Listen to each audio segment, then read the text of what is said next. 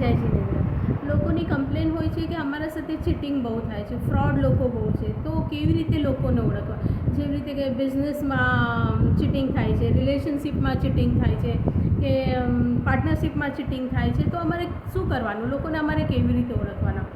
For example કે કોઈના સાથે તમને પ્રેમ છે અને એ તમારી બહુ બધી તમારા બહુ વખાણ કરે છે, તમને બહુ મતલબ બહુ પૈસાની, હું બહુ કરોડપતિ છું, મારા પાસે ગાડી છે, બંગલો છે, મારા પાસે આ છે તે છે, હું દાનપૂન કરું છું, હું આ કરું છું તે કરું છું, આવું બધું બહુ બોલતો હોય છે। અને દરેક વ્યક્તિના અંદર એક લાલચ હોય છે, એક ઈચ્છા હોય છે, એક ફાઇનાન્સને લઈને, મતલબ હરવા ફરવા, ખાવા પીવાનું, મોજ શોખ કરવાનું લોકોને બહુ ઈચ્છા હોય છે, બહુ લાલચ હોય છે। તો એ લાલચના લીધે પણ એ ફસી જાય છે અને એના સાથે કોઈ પણ વ્યક્તિ ફ્રોડ કરી જાય છે। પાર્ટનરશિપમાં જુઓ તો પાર્ટનરશિપમાં પણ ઓલો પાર્ટનર કહેતો હોય છે મારા આટલા બધા બિઝનેસ છે, આટલી બધી ફેક્ટરીઓ છે, આટલા બધા પૈસાઓ છે, મારો બિઝનેસ આટલો બધો ગ્રો કરી રહ્યો છે, તમે મારી જોડે જોઈન થાવ તો તમને પણ આટલો બધો બેનિફિટ થશે।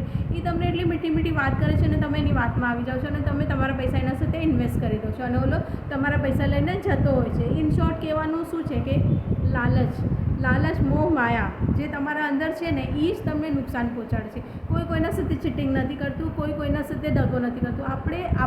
આપણી લાલચ, આપણી ઈચ્છાઓ, આપણી આકાંક્ષાઓ એ આપણને ચીટ થવા માટે મજબૂર કરે છે। અગર આપણે સિંગમમાં એક ડાયલોગ છે, મેરી ज़रूरत कम है इसलिए मेरे ज़मीर में दम है।